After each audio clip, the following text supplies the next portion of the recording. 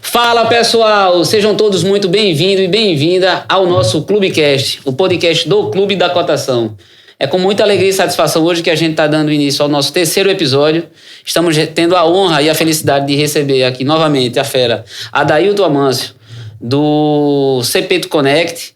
CP2 Connect é uma plataforma que visa consolidar e agregar empresas que propõem soluções de tecnologia para o ambiente corporativo. Estamos tendo também a honra e o prazer e o privilégio de nessa semana, nesse episódio, ter a presença do nosso amigo, companheiro Jorge. O Jorge, que é diretor da Contas Contabilidade, vai bater um papo aqui hoje bastante surpreendente, relatos aí incríveis que ele vai proporcionar aqui a gente, dividindo um pouco da sua história e da sua trajetória. Espero que vocês gostem desse novo episódio que a gente está trazendo aqui para vocês. Jorge, muito prazer. Adailton, muito prazer também em recebê-los você aqui nesse nosso terceiro episódio do Clubecast. Com a tua palavra, Jorginho.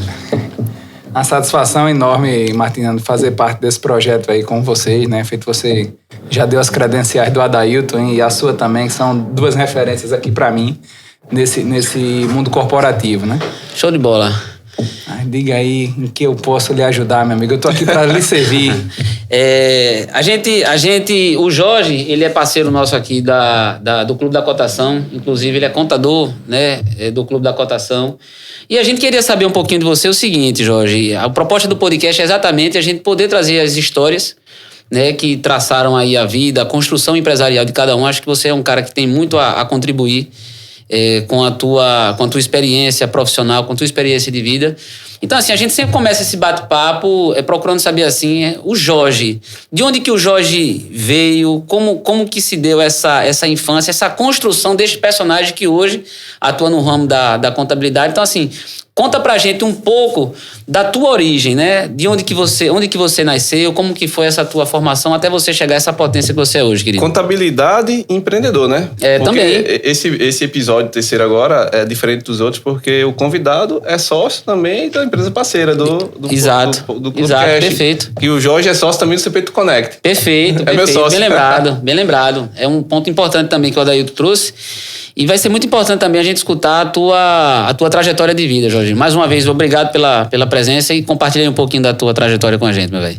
A minha história é assim, né? Eu sou filho de seu Jorge, né? Que é um eletricitário. Ele foi eletricitário, trabalhou na CELP por mais de 30 anos, a Companhia Energética aqui de Pernambuco.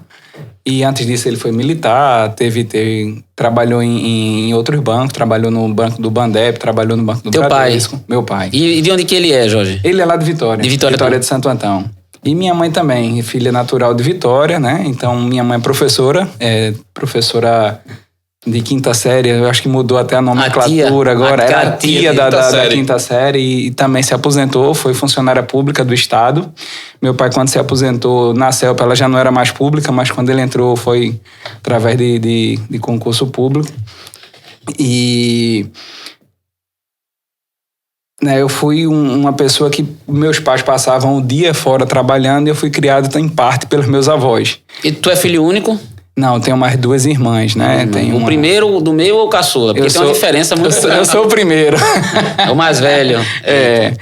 Então, meus pais saíam para trabalhar, né? Logo cedo. Meu pai, na época que eu nasci, ele trabalhava, se eu não me engano, era no Cabo. Depois foi trabalhar em Recife. Então, naquela época, a locomoção era difícil e saía muito cedo de casa. Então, às vezes, eu passava só a semana sem ver meu pai, né? Porque quando ele chegava à noite, eu já estava dormindo, às vezes, na casa dos meus avós. Então, praticamente até uns 8, 9 anos, eu fui literalmente criado por vó. Certo? Mas essa é uma realidade muito comum, né? De ter pais, e hoje mais do que nunca, pais e mães que precisam, né, tocar a vida, ou seja... E nesse teu processo aí, Jorge, compartilha com a gente. Vitória de Santo Antão, a gente tá falando de uma vitória em que década é isso? Você tem quantos anos hoje? Isso, eu tenho 39 anos, nasci em 82, tá? Então, assim, Vitória não era uma potência como ela é hoje, né? Hoje, Vitória desenvolveu muito, né? Vitória desenvolveu muito. Vitória hoje, ela tem várias fábricas. Na época que a gente tinha... que eu nasci, que me criei, existiam duas fábricas lá que eram mais potentes, né? Que era a Pitu e a Cativa, né? E a Cativa acabou fechando, que era produtos gostosos, né? Inclusive muito próximo da minha casa.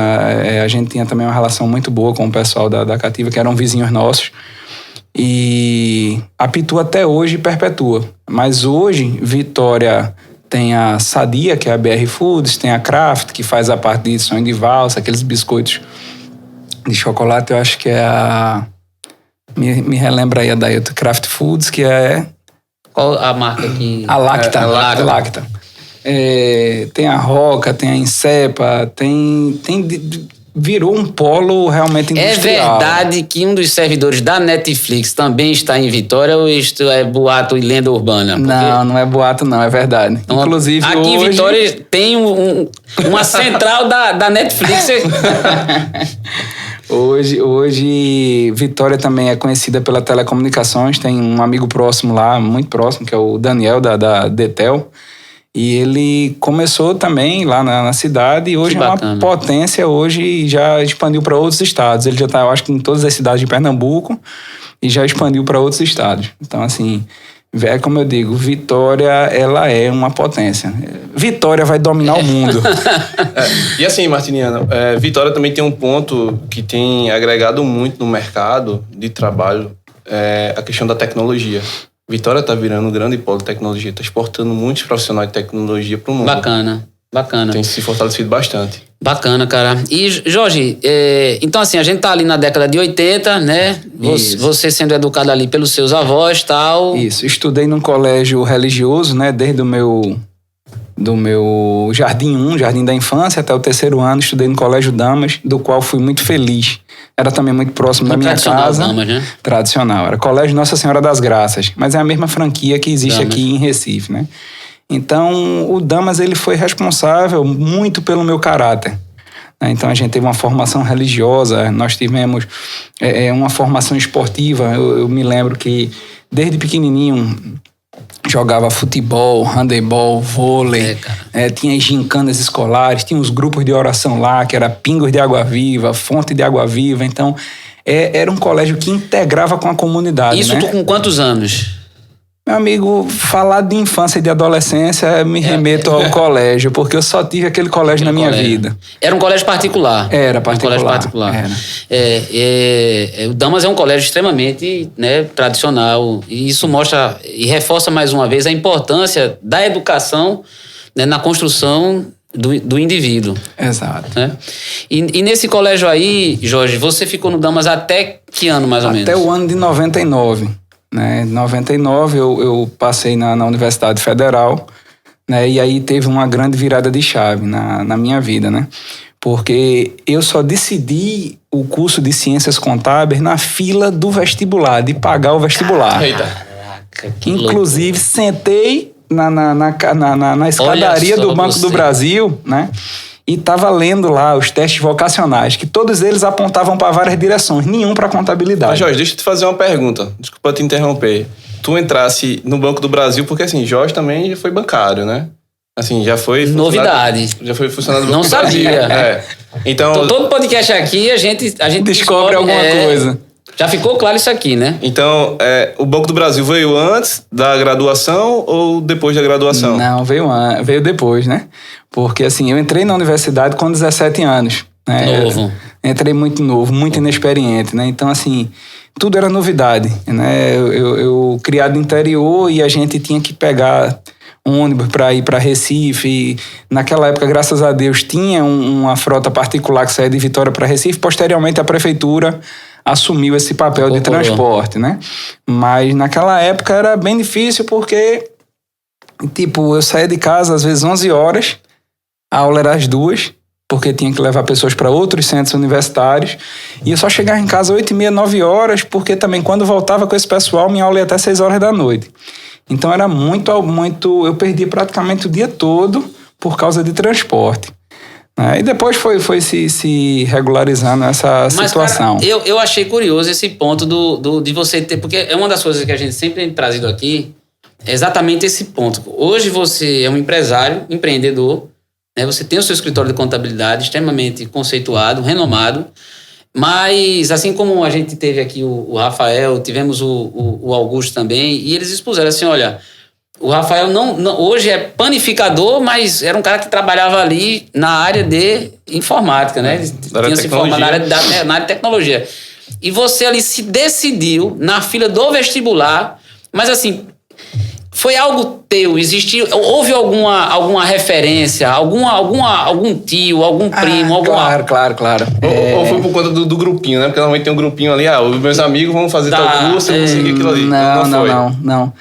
Inclusive, na época lá, meus amigos mais próximos, um foi para administração, um foi para ser veterinário, outro foi ser jornalista. Então, assim, ninguém foi ser contador. E eu fui ser contador porque, assim, eu comecei a estudar as profissões, né? E ao estudar as profissões, a minha família, ela é basicamente de empresários. Então, eu tinha um tio Dida, que ele era dono de uma casa de peça lá em Vitória, peça antiga, eu acho que tinha mais de 30 anos de casa de peça. Faleceu, né? Mas foi parte integrante da minha formação. Tio Pindoba também, que era um distribuidor de cimento, tinha material de construção, depois foi para a Coca-Cola, tinha depósito de gás, então era um cara que era inovador. O empreendedorismo tá meio que no sangue. Tô na fila ali pensando qual curso eu vou fazer, né? Qual vestibular eu vou prestar. E eu exatamente, eu tenho em casa, Martiniano e Adailton, uma agenda. Tio quem? Tio Pindoba, Carlos Alberto. Tio Pindoba, qual outro tio? Tio Dida, Arthur José. E qual é o outro? Todos os meus tios eram comerciantes. Rapaz, todos eles. E eram 7. Essa galera. E eram 7. E todos eles eram... Só tinha um na época. Meu pai não era. Seu pai olhou assim e fez, rapaz, isso não... Esse negócio de empreender parece que não é algo... Eu vou arriscar uma coisa mais... E engraçado, Martim, porque é o seguinte, vários pontos eu vou tocar aqui agora e você vai entender que tudo fecha um ciclo. Meus pais são funcionários públicos, certo? Foram funcionários públicos e me fez acreditar que o caminho público era melhor. Mais seguro. Na realidade, vamos lá, nunca tive interferência direta dos meus pais dizendo faça isso ou aquilo. Lá em casa somos 3 e os 3 foram livres para fazer o que quisesse. Perfeito. Então a gente tinha um conselho. Tanto é que meu pai é contador também. Só que meu pai não exerceu a função de contador. Trabalhou no RH da CELP, trabalhou em vários lugares. Então, até para esse meu tio Pindoba, meu pai fazia a contabilidade desse meu tio de folha de pagamento, não sei o quê. Só que meu pai sempre teve a veia de dizer, poxa, aquilo que é certo, o concurso público, então é seguro. Então, eu não sei se era medo, se era receio, mas ele era aquele... A estabilidade pairou na minha casa. Tanto é que se você pedir para eu fazer um desenho, a primeira coisa que eu desenho é a casa. Porque meu pai e minha mãe diziam que compre logo sua casa, meu filho. Então, assim, isso era o pensamento deles. E quando eu estava na fila para me inscrever no curso, eu disse, eu vou ser o contador desses meus tios. Eu vou ser o contador da família. Porque todos os meus primos teriam algo para administrar. Cara, mas olha, vou te falar uma coisa, Jorge. Aos 17 anos, você ter essa sacada, assim é algo diferenciado. Já foi um empreendedorismo. É algo realmente diferenciado. Porque aos 17 anos eu jamais... Assim, não sei, mas assim, eu não lembro. Rapaz, olhar assim pra família, ver uma carência e dizer assim... Você contador dessa galera. Não, assim, qualquer outra coisa. Tipo, não sei... Mas assim, era uma necessidade que você via muito próxima de ser resolvida por gente que era, né, do teu sangue. Você dizia assim, rapaz, aos 17 anos já mostra ali uma certa sensibilidade sua ao empreendedorismo. E posteriormente, então eu passei na universidade em 99, entrei em janeiro de 2000, né, em fevereiro de 2000, entrei na universidade. E em 2003 eu passei no concurso do banco. Então, em 2004, eu assumi no Banco do Brasil. Passei 17 anos lá. No caso, os últimos 4 eu pedi uma licença para tocar os meus negócios, porque já ficou num ponto que eu não poderia dividir minhas atenções. A contabilidade mudando muito, questão de responsabilidade. Vai ter um momento que você vai me perguntar o porquê. Eu também vou te dizer o porquê, né, que saí do banco. porque aconteceu coisas na minha ausência no escritório, então você tem que assumir a responsabilidade, você tem que ser o protagonista da sua vida. E hoje já, mesmo com todo, digamos assim, toda uma consolidação, quando eu disse que ia sair do banco, minha mãe botou para chorar. Imagina. Porque, meu filho, banco e tal, né? Vai abrir empresa, se acabou. Exato. Né? Então, assim, quando foi em 2005, eu me formei colegrau em 2006, mas desde 2005 já estava no processo de só entregar uma monografia. Então, eu já comecei a atuar enquanto contador. Né? Fazia imposto de renda, fazia isso em paralelo serviço, paralelo ao banco. Você trabalhava no banco durante o dia e à noite? Exato. Aluguei uma sala lá em Vitória. Eu tinha um sócio também na época, um cara bacana, danado, que me ensinou muito de contabilidade, o Júnior. E ele era bombeiro e a gente também era feito uma empresa morcego, só trabalhava à noite. Empresa morcego foi boa, essa nova. Saía do banco, ele saía lá do bombeiro ou quando ele estava de folga e a gente só trabalhava nesses horários. Né? Então a gente começou que aventura, cara. A trilhar esse caminho, né? Então tudo foi com muito sacrifício, muito suor e muito esforço dos meus pais, né?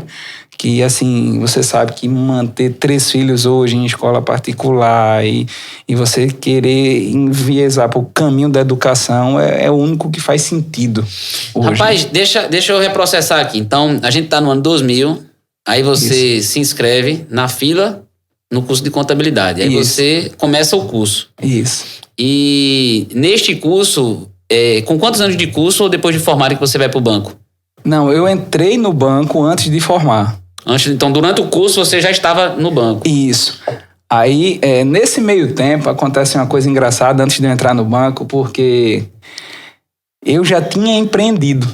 Por incrível que pareça, no ano de 2003, eu tinha aberto um mercadinho na esquina de casa. Eu trabalhei com esse meu tio Pindoba, né, de 2000, enquanto ele dizia, vem me ajudar aqui, eu vou ficar lá fazendo a contabilidade interna dele. E quando foi em 2003, ele me ofereceu a oportunidade, ele ofereceu para um tio meu. Disse, tu queres abrir um negócio? Meu tio ficou com medo, porque já tinha quebrado uma vez. Eu disse, eu quero. Ele disse, escolha o que você quer que eu boto para você. E ele montou um mercadinho para mim. Só que aconteceu que em 3 meses montei o mercado já estava pegando o gosto, a clientela, ficando conhecido, só que estava muito pesado para mim. Era de domingo a domingo, eu tinha que dar conta da faculdade, tinha que dar conta de compra, tinha que vender, só tinha um funcionário, então assim, foi uma coisa que... Que não era você, era complicada. Era tu e mais outro. Era. E aí, assim, a sorte é que meus pais, dia de domingo, iam me ajudar. Né? Disse, meu filho, durma até mais tarde, descansa que o domingo eu vou lá abrir para você. Mas era uma coisa que, cara, meus pais já trabalharam tanto, eu ainda vou arrumar mais essa obrigação pros meus pais. Explicado por que a mãe do menino botou pra chorar quando ele disse que não acabou. Vai me botar pra trabalhar, vai me botar pra trabalhar no domingo. No domingo de novo. E aí, nesse meio tempo, eu inventei também um espetinho. Eita. Botei uma barraquinha de espetinho. Na frente do mercadinho, não? Não. O espetinho era final de semana na Praça da Matriz, com um amigo. Ficava no espetinho, não era tu mesmo? Cara, era. Isso, mas veja, isso daí você... Porra, rapaz, vamos lá. Tu tava no curso. Isso. Aí teu tio, quero abrir um negócio. Foi. Aí tu abre um negócio. Isso. Aí a coisa desanda... paralelo... Não desandou financeiramente, tá? Desandou porque... A sobrecarga. Então, mas o espetinho tá junto com o mercadinho? Tá junto com o mercado. Tu deixava tua mãe no mercado e ia pro espetinho no... Não, o espetinho só funcionava final de semana à noite. Sabe? E era muita onda, porque assim, hoje, pra você entender, era o point da cidade. E aí, um cara de quantos anos na época tu tinha? Acho que 22. Aí é sucesso. Vendedor, meu amigo. O cara tem um mercado, Aí já botei uma banda de pagode do lado. Sonzinho ali. Pronto, foi resenha. Mas foi uma fase curta que, assim, também me ensinou muita coisa, sabe? E aí, logo em seguida, o que foi que eu fiz? Eu disse, rapaz, eu não vou conseguir me dedicar à faculdade se eu ficar nessa. E a minha prioridade sempre foi a faculdade. Então, com 3 para 4 meses de mercado, eu vendi a um primo, né? Que comprou para sua esposa. E na hora que eu vendi, a faculdade entrou de greve. Eita. Aí eu fiquei sem trabalhar e sem estudar. Sem estudar. Sorte que nesse período, e aí eu não vou dizer que é sorte, eu acredito muito em Deus, foi um período que feito o mar se abriu para criar um tempo perfeito para que eu pudesse estudar. Então, quando abriu o concurso do Banco do Brasil, eu me inscrevi num curso, através de um primo meu que foi fazer também, o Tarcísio. Disse, Jorge, vai ter concurso do Banco do Brasil, bora fazer? Eu disse, bora. Disse, vou fazer o concurso, o cursinho. Ele já começou. Eu disse, não tem problema não. Eu tinha perdido, acho que uns 3 ou 4 dias de aula. Então eu fiz o 30 dias de curso, na outra semana foi a prova. Eu tirei, eu acho que a posição de número 56 nesse concurso, e com 1 ano eu fui chamado para o Banco do Brasil. Aí assim, foi uma coisa que a mão de Deus na minha vida, ela vai ter em vários momentos, né? E esse foi um deles, né? Ele na hora o impacto, criou, né? Na hora que faculdade de greve, meu Deus do céu. Exato. A gente não entende o propósito. Não entende. Mas quando esse mar se abriu aqui, a chave virou. Eu disse, acho que vou estudar. E aí eu estudava de manhã, de tarde, revelou o propósito. Se revelou. Revelou até de imediato, né? Porque às vezes a gente passa anos... para poder entender, né? Para poder entender. E aí eu segui minha carreira, entrei no banco, eu tinha uma vontade muito grande de ser bancário, né? Eu achava bonito essa interação, você se via um propósito. Sempre foi uma profissão assim muito almejada por parte da sociedade brasileira. Sempre assim, a questão de trabalhar no banco sempre foi uma referência, principalmente numa cidade assim do interior, tinha aquele status, né, de exato, trabalha ali no banco, tal. Agora, eu tenho algumas lembranças de algumas pessoas na minha cidade, fulano trabalha no banco. Tinha essa... Eu perdi essa parte, porque há uns 30 anos atrás era assim, o cara respeitava o delegado e o funcionário do Banco do Brasil. No meu tempo já não tinha isso, né? Assim, o bancário hoje, ele vem sofrendo muito, mas muito mesmo. Muito banco digital. Eu digo, não vou nem dizer os bancos digitais, porque a concorrência é muito boa para o negócio, principalmente para o consumidor. Taxa de juros, etc. Então, quanto mais concorrência, mais oportunidade tem, mais balcão de negócio para o cliente. Eu estou falando de uma direção que faz um assédio moral, uma direção que massacra, uma direção que bota meta abusiva, e você pode ver que a maioria dos bancários que incorpora o bancário, ou ele acaba doido ou acaba alcoólatra. Então é muito difícil acabar eu estou dizendo porque eu tenho vários amigos nessa situação, e os caras não conseguem absorver, não conseguem às vezes discernir o que é um de outro. Ô Jorge, agora me veio uma curiosidade. Do espetinho, do mercadinho, o espetinho pro banco e depois em paralelo o escritório de contabilidade. Mas me diz aí, quando é que realmente a chave vira, que você percebe que, não dá mais para continuar no banco, quer empreender? Porque assim, a gente tá falando do Jorge, empreendedor, antes de concluir o curso de contabilidade, né? No vai pro banco, tentativa e erro, né? Vai pra contabilidade. Ao Jorge também investidor, porque a gente sabe que Jorge já foi dono de supermercado, é investidor em pequenas empresas, né? Então assim, perfeito. Me conta aí, como é que essa chave virou? Quando foi que o Day One aconteceu? Demorou porque logo que eu saí, que eu entrei no banco, eu também comecei outra carreira por fora. Eu coloquei uma escola de informática lá. Eu me achava uma pessoa assim, inovadora. Eu também. Eu estou revendo meus... Acho que a gente tem que pegar um papel pra anotar tudo isso aí. Reposicionamento. Eu acho que assim, sabe, eu por falta de um foco, tem isso também. eu abri diversas frentes. Talvez o meu objetivo de empreender, eu quero ser 1 milhão de coisas. Cara, se eu tivesse só contabilidade, constância, desde a época que eu me formei até hoje, eu acho que o patamar seria outro. Sabe? Perfeito. Mas eu dividi meu foco com muita coisa. Eu dividi o foco da contabilidade com a escola de informática. Eu dividi com o caminhão caçamba. Eu dividi com a transportadora. Eu dividi de novo com o mercado. E nada disso me levou para próximo da contabilidade. Ajudou. Por que me ajudou? Aí é onde a gente entende o propósito depois de ter apanhado tanto.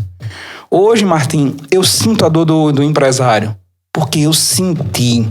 Eu já bati na porta de banco e levei não. Eu já levei coisa. Eu já teve situações de eu olhar assim e ter que pegar dinheiro com a agiota. E dizer assim, meu Deus do céu, como é que eu vou resolver isso? Como é que a gente vai sair de uma dessa? Né? E é com muita fé, com muito trabalho, com muito suor, né, que a gente consegue sair. Cara, sensacional. Porque não é fácil. Não é fácil, sabe? Não, depoimento, assim... quando você tocou, realmente, assim... a tua maturidade hoje também, né? E teu êxito junto com a tua contabilidade...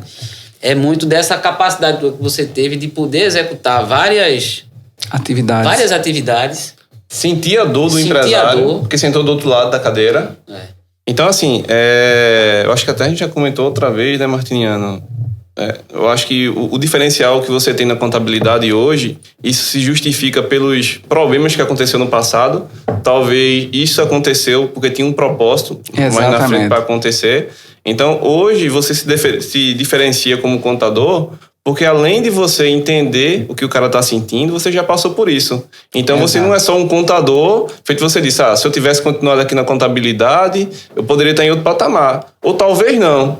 Porque hoje a gente vê muitos contadores, a gente tem vários contadores como amigo, e assim, a gente vê que o cara só teve o foco na contabilidade. Não tem a dor do empresário. Então é diferente. Quando você entende o lado do empresário, porque você não é só um contador. Você não só vai fazer contabilidade. É mais além do que contabilidade. Porque não é só sobre contabilidade. E engraçado é que às vezes a gente vai conversar e às vezes o cara expõe o problema, às vezes coisa familiar, às vezes coisa de financeira mesmo. Aí eu digo, você quer a opinião de Jorge contador, de Jorge empresário ou de Jorge amigo? Eu tenho as 3 opiniões para lidar e todas as 3 são diferentes. Firma reconhecida. E com propriedade para falar, porque já passou por aquilo. É diferente. Eu tenho uma curiosidade também, então, veja, aí você tá no banco e você tá empreendendo aqui, pá. Nesse meio tempo, eu recebi uma promoção no banco também. Fui ser assistente de negócio, pessoa jurídica, para trabalhar somente com pessoa jurídica. E foi uma época que eu aprendi muito também sobre a parte financeira e de banco, né? A parte de financiamento. E pude ajudar muita gente na minha cidade, muita gente que precisava de recurso. Claro, sem visar nada em troca. O que eu ganhava no final do ano era litro de uísque. E aí eu ganhava muito, meu amigo. Litro de uísque, queijo do rei, dava final de ano. Meu menino, se ele fosse vivo naquela época, ele jogava bola com queijo do reino. De tanta bolota de queijo do reino que a gente ganhava, né? Então, assim, isso nada mais é do que o reconhecimento do cara que eu servi durante o ano todo. Tá, Jorge, não é nada demais não, mas toma aqui um presente. Mas é tudo. Tudo permitido pelo banco, certo? Que a gente tinha um limite lá de R$100. A gente não podia ganhar presente acima de R$100. Isso é uma lei acho que é do funcionário público, eu não sei se é uma instrução interna do banco. Para evitar uma bola de queijo, assim, então, não é, mas assim, eu acho que o simbolismo de você exatamente. É muito. Exatamente. Porque do jeito que eu atendia esse camarada que era empresário, eu atendia também o cidadão do sítio, que chegava com um peru, que chegava com uma feira de verde, um saco de manga. Então, era muito gratificante o fato de receber isso, né? E isso era um dos valores que eu tinha, porque meu pai, como era da CELP, chegava com isso. Aí, no meu primeiro ano de banco, eu já disse, toma aí, tô ganhando mais do que tu. Que bacana, cara. Jorginho, então, a gente tá você tá no Banco do Brasil. Isso. Tá levando o couro aí nessa, né, tentando empreender e tal. E em que momento aí é que, assim, um pouco daquilo que o Adair tava falando, né? Assim, em que momento... A virada? Ainda tem mais história pra gente chegar nessa virada. Conta pra gente, então. E antes de eu receber essa promoção na cidade de Vitória como assistente, teve uma avaliação interna e tinham 3 vagas. E eu não fui classificado. Tinham 4 pessoas e eu não fui. E a justificativa que deram para mim me deixou extremamente irritado, sabe? Que era o fato de, por eu ter um escritório de contabilidade...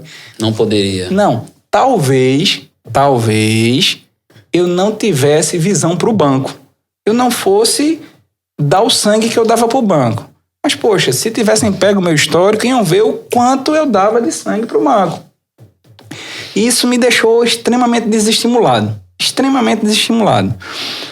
Com um mês, o ex-gerente da cidade de Vitória, né, ele, no dia que ele deu essa promoção, ele teve que sair.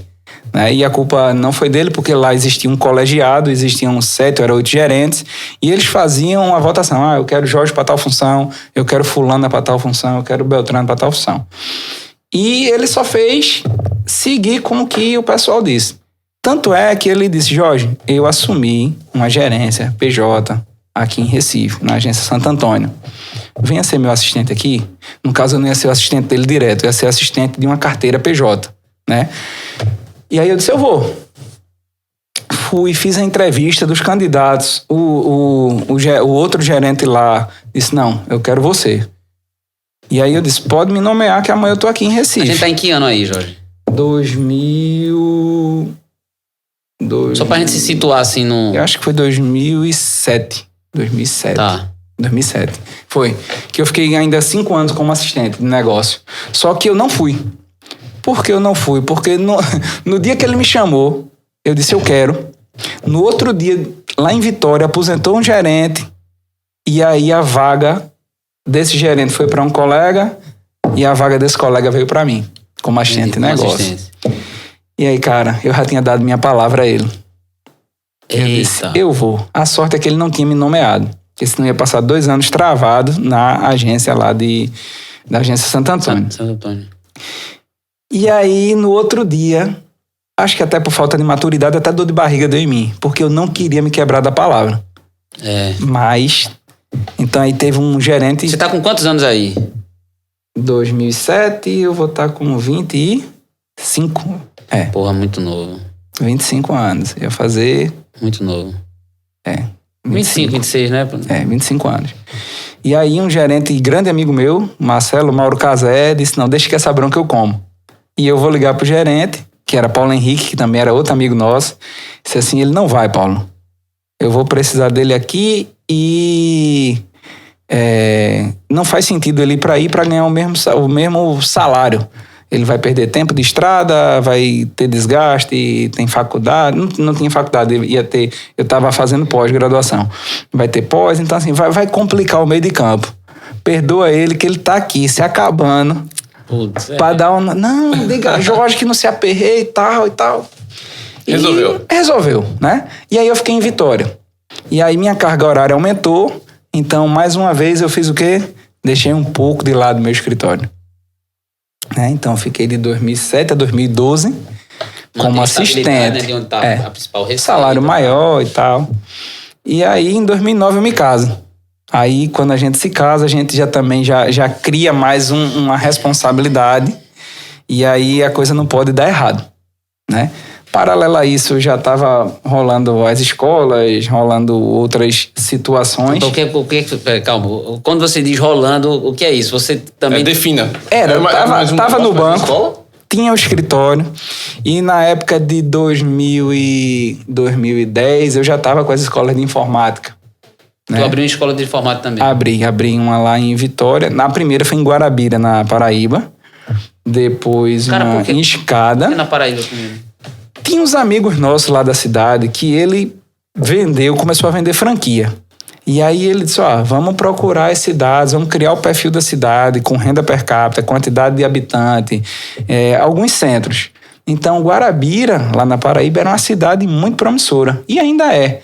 Ela é uma Vitória de Santo Antão da Paraíba.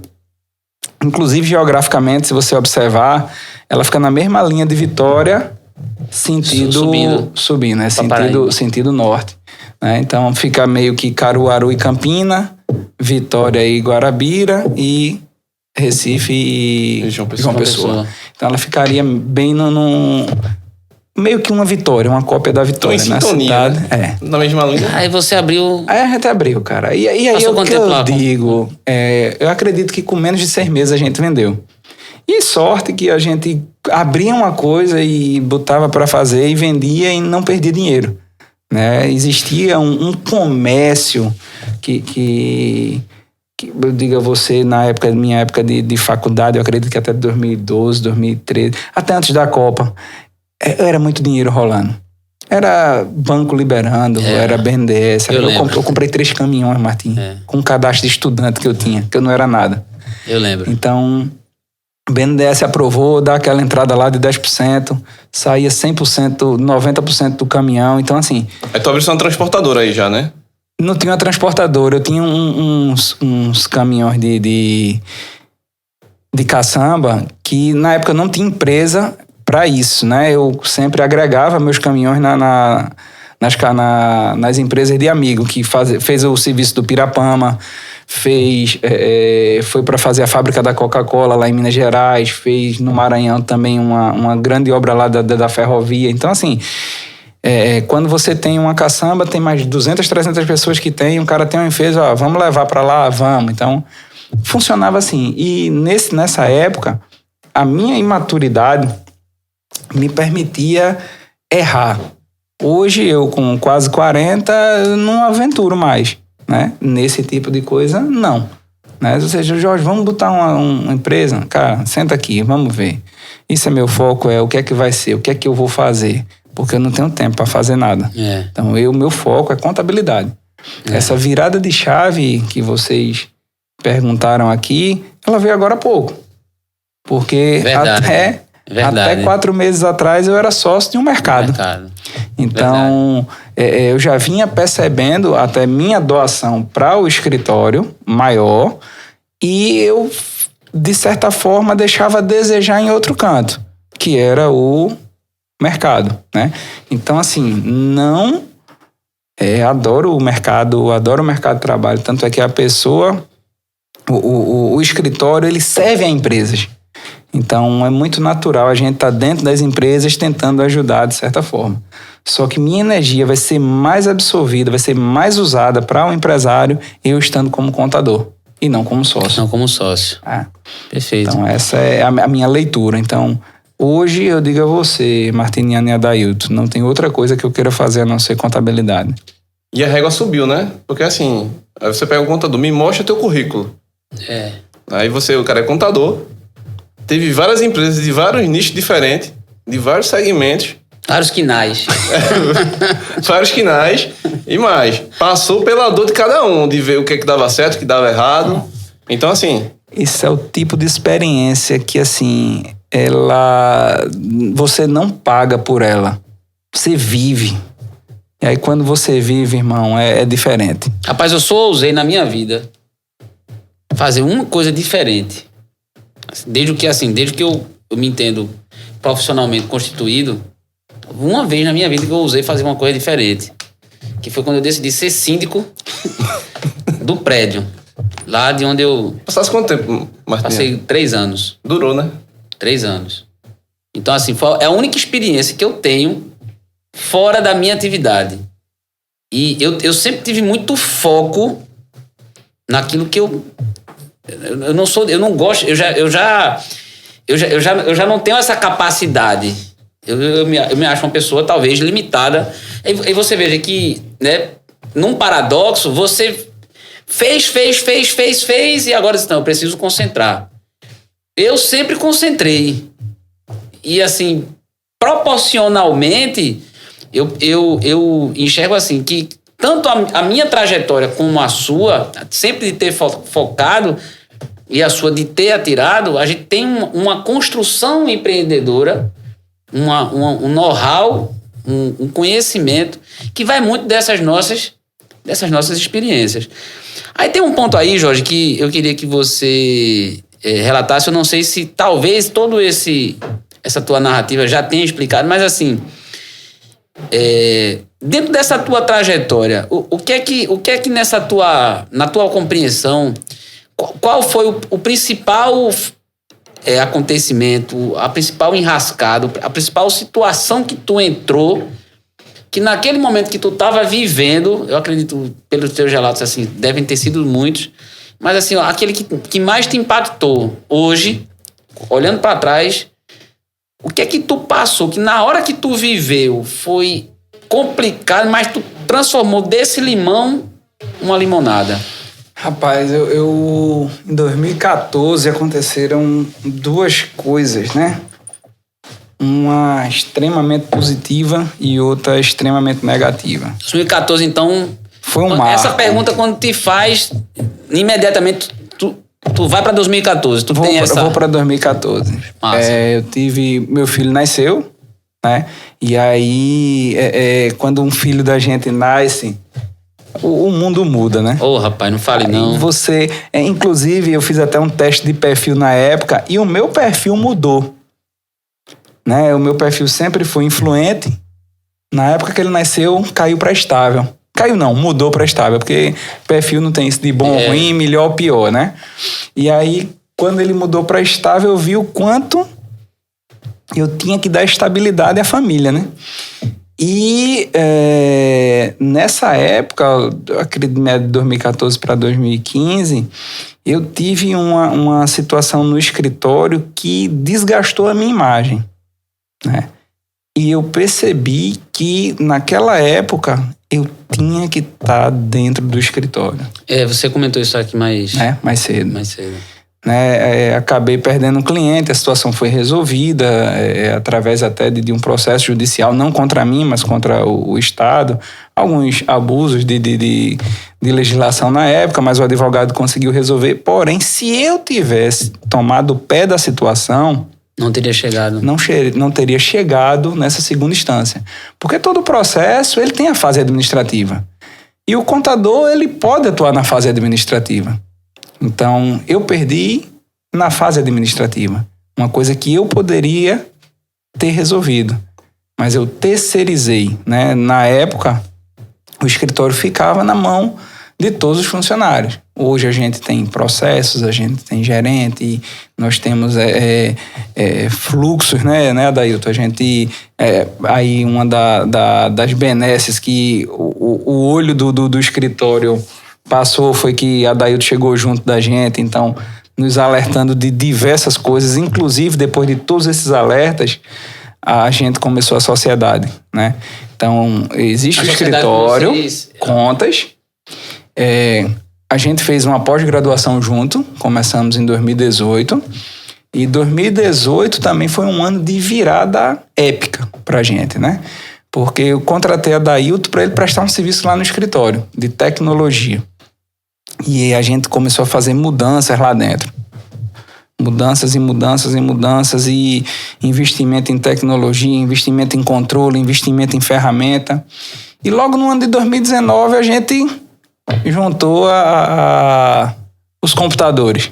Só, a escova de dentro fica meio complicado de falar, né? Mas em 2019... Os mousepad.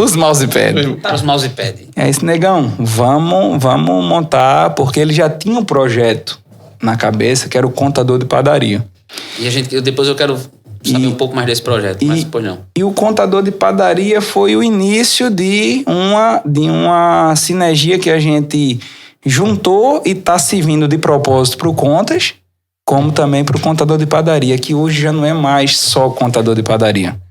Nós temos contabilidade de mercado e nós temos o CP2 Connect, que é um ecossistema completo de tudo que você imaginar.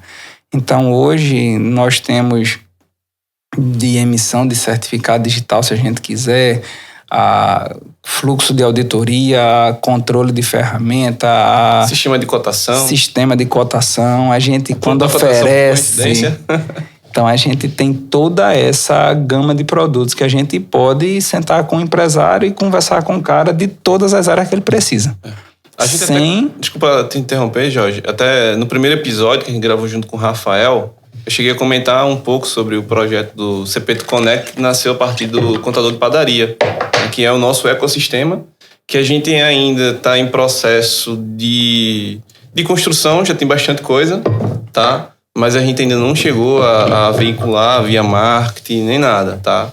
Assim, a gente apresenta para alguns clientes, onde está servindo de modelo, tá? Mas já é feito o Jorge disse, o contador de padaria junto com o CP2 Connect foi... Na verdade, o contador de padaria foi aquele projeto que eu comentei que ninguém acreditava. Porque ele nasceu com um propósito diferente dos outros, né? Quando você vai iniciar um projeto, uma empresa, por exemplo, você vai ou empreender por necessidade, por oportunidade ou por propósito. No nosso caso, o CP2 Connect nasceu aí com o propósito de ajudar várias empresas. E assim, o bacana, feito o Jorge disse, né, da nossa sociedade surgiu, tipo, eu tinha um projeto, mas por eu ser da área de tecnologia e meu projeto ser da área de contabilidade, muita gente não acreditava. Então as pessoas que eu recorri na época, assim, não acreditavam no projeto.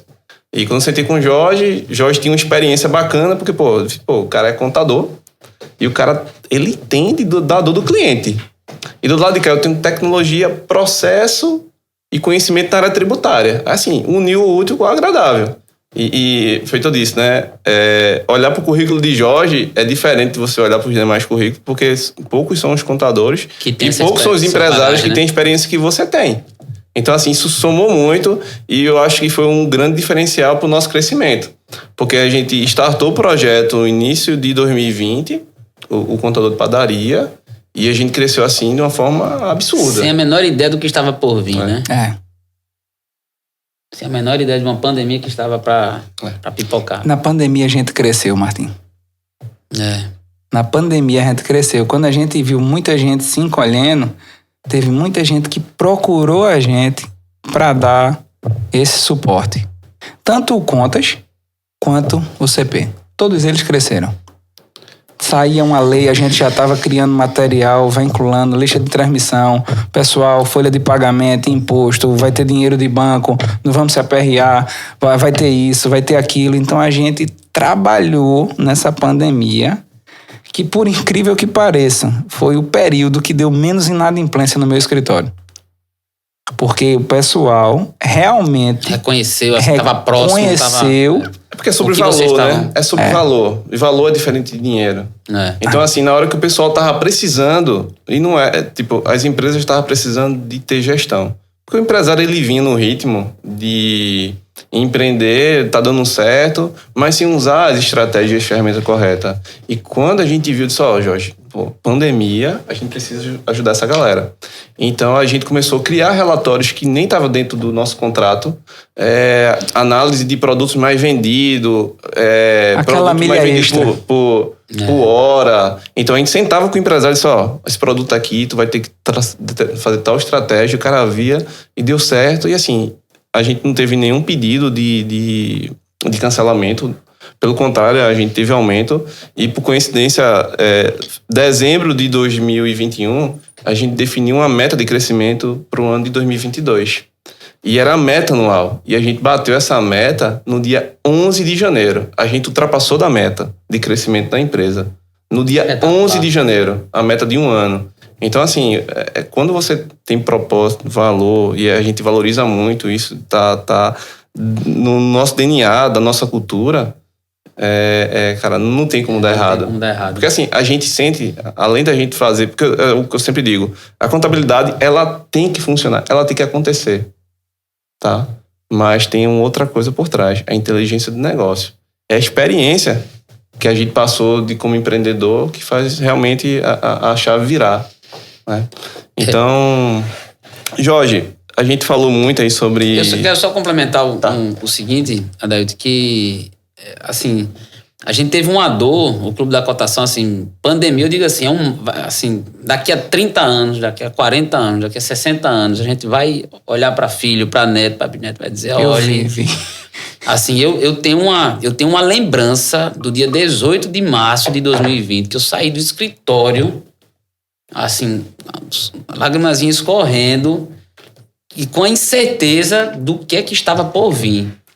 Por mais que toda essa zoada, né, do vírus, essas coisas todas que aconteceu, mas assim, olhando para o processo, né, tudo fechado, você A gente passando a trabalhar de casa, assim, foi um momento também de reinvenção do Clube da Cotação. Eu não sei se a pandemia ajudou, porque assim, a gente já estava muito preparado para crescer no ano de 2020. A gente já estava apostando muito. Eu comecei o ano contratando gente, mas assim, quando vem a pandemia, assim, o chão se abre e você diz, Jesus, o que é que vai acontecer? Mas aí é aquela coisa, né? A gente arregaça as mangas, né? Cai dentro da operação. Tem coisas que estão no nosso controle. E tem coisas que não estão. Perfeito. E a gente tem que entender o que é que a gente pode fazer em uma das duas. Eu também me acho uma pessoa extremamente...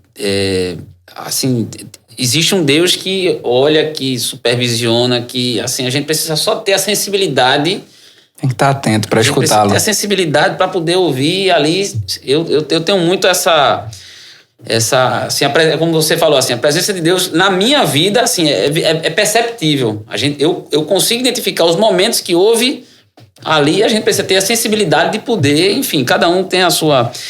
Mas a pandemia realmente é um marco. E houve no Clube da Cotação uma queda muito brusca de receita, porque, inevitavelmente, restaurantes, hotéis e padarias fecharam. Né? A gente teve cliente da gente que o movimento do cara era uma padaria, mas o movimento maior do cara era o almoço, era a refeição, o cara fechou. A gente fecha e termina o ano com faturamento dobrado com o que tinha iniciado o ano. Então, há uma queda que se recupera e depois... ultrapassa a expectativa, Ultrapassa a expectativa. Assim, mas não foi um milagre, não é assim, houve muito trabalho. Eu não conto às vezes de 7 da manhã, 11 da noite, 7 da manhã, sábado, domingo, funado, dentro de quarto, menino gritando, né, na sala, aquela zoada, né, você ali, né, as relações, né, e até uma pergunta aqui também que a gente tinha elencado, Jorge, né, durante esse processo, na pandemia, você continuou indo para o trabalho, você continuou indo para o escritório? Eu não mudei minha rotina, Martim. Foi mesmo, cara? Não mudei. E eu acho que foi o que me fez permanecer sã, com a consciência sã, sabe? Lá no escritório, a gente só parou, eu acredito que uma semana, porque apareceu 3 infectados. Uma num dia, outra no outro, outra no outro. Então, a gente parou, desmobilizou o escritório, mandou todo mundo para casa, deu as máquinas para quem poderia trabalhar de casa, até esperar a vacina. Mas todos os dias eu trabalhei. Não, mas eu digo o seguinte, mas ia pro escritório? Ia fisicamente para lá. Entendi. Porque, assim, como o escritório é muito próximo da minha casa, e mesmo que eu tivesse toda a estrutura em casa que eu tenho, de acessar rede, servidor e tal, eu tinha por obrigação de estar no meu negócio. Sabe? Eu sou daquelas pessoas que eu não consegui aprender a trabalhar de casa. Não. Eu só consigo fazer alguma coisa em casa quando eu tenho um propósito. Por exemplo, amanhã, toda sexta-feira, a gente inventou, né, Adailton, lá no escritório, de dar uma aula, cada um do setor, cada pessoa vai preparar uma aula. E amanhã a minha sobre planejamento tributário.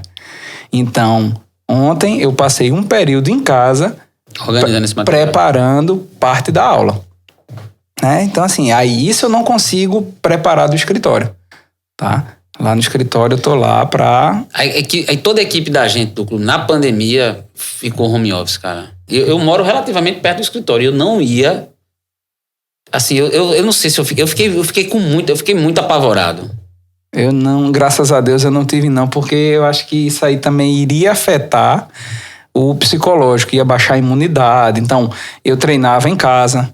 Até eu só não ia pra academia porque não tinha, né? Aí a gente tinha um personal, um grande amigo meu, o Irã Tales, e ele não deixou de ir pra nossa casa um dia. Treinava de longe. Ele chegava, parava a moto dele e dizia, eu quero que vocês façam isso.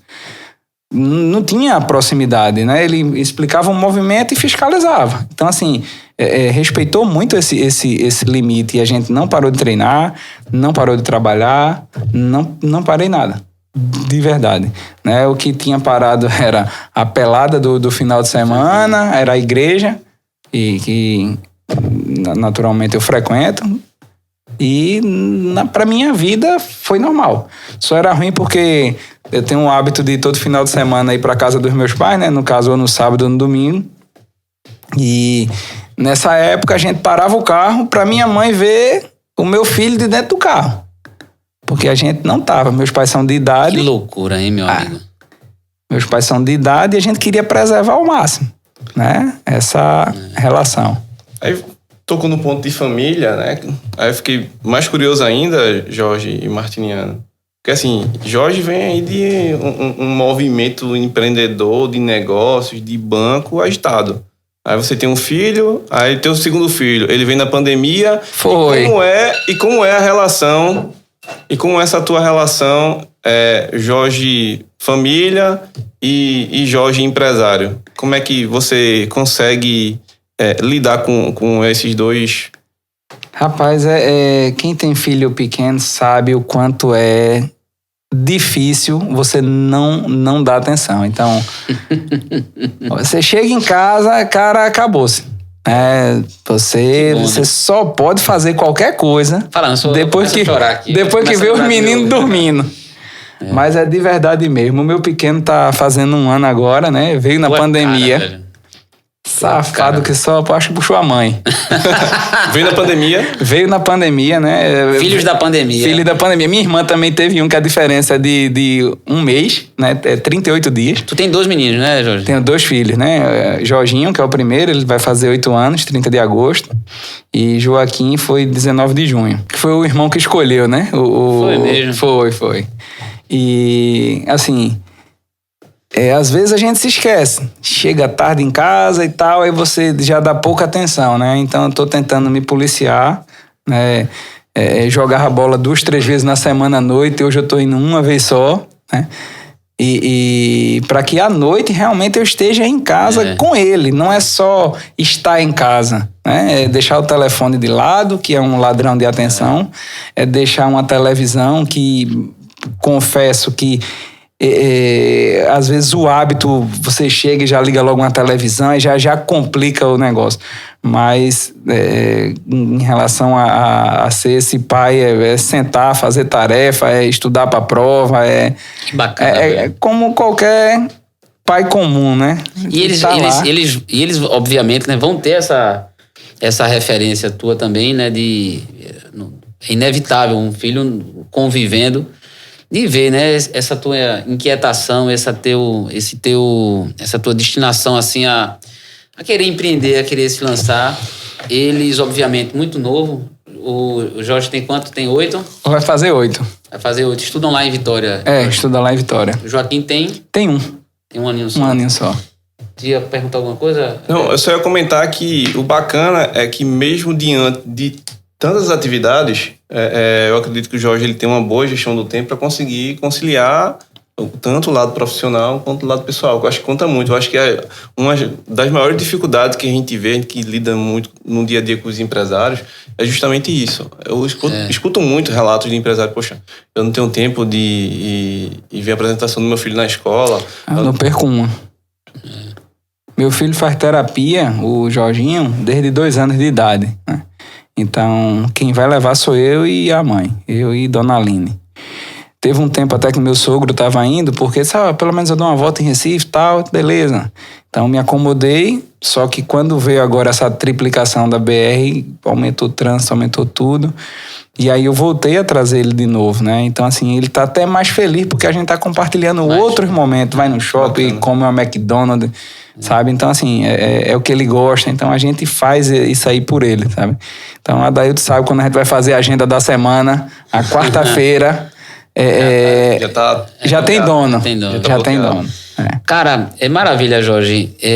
Eu achei espetacular o nosso bate-papo. Queria que você, se pudesse aí resumir assim, dar um conselho, né, para quem está nos ouvindo, para quem está, né, você é um cara novo. A gente se conheceu, até para trazer um pouco da história da nossa relação. Eu conheço o Adailton em 2018, né? E a gente se conhece no ano seguinte. Em 2019. Né? Inclusive na FIPAM, que hoje o Clube da Cotação estará presente na FIPAM 2022 por conta daquela FIPAM que nós fomos em 2019. Ali a gente, né, se amarra com a BM Informática, que seria no ano de 2020, pandemia não deixou, 2021, pandemia também não deixou, e 2022, e ali a gente nasce uma história e o Clube da Cotação vai para Contas Contabilidade agora. A gente já se conhece há 2 anos, eu já sabia e tinha conhecimento do potencial, né, da assessoria. Jorge sempre me deixou, ele sempre trocou muitas ideias, mas devido a algumas situações internas nossas, questões exatamente assim de organização, a gente acabou concretizando o nosso vínculo entre as nossas empresas. Agora, esse mês acho que é o nosso primeiro mês de contabilidade com a Contas. A gente lançou aqui esse projeto e disse: Jorge, eu quero compartilhar um pouco da tua história. Eu confesso a você, meu amigo, eu não tinha ideia da quantidade de empresas que você já tinha administrado. Chegou a notar, Martiniano, aí no papel? Não, Deus o livre, seria um romance. Você comentou FIPAM 2019, e a FIPAM 2019 foi um marco, né? Porque, não, com certeza. Além da gente ter fechado várias parcerias, com certeza. Eu acho que aquele momento que a gente colocou um endereço e o Uber levou a gente pro endereço errado, que a gente desceu e teve que atravessar uma avenida, que até o Martiniano comentou, ó... Estamos perdidos aqui, estamos perdidos aqui. Amanhã será noticiado no Bandeira 2, né? 3 nordestinos, imigrantes, foragidos. Vieram por uma vida melhor.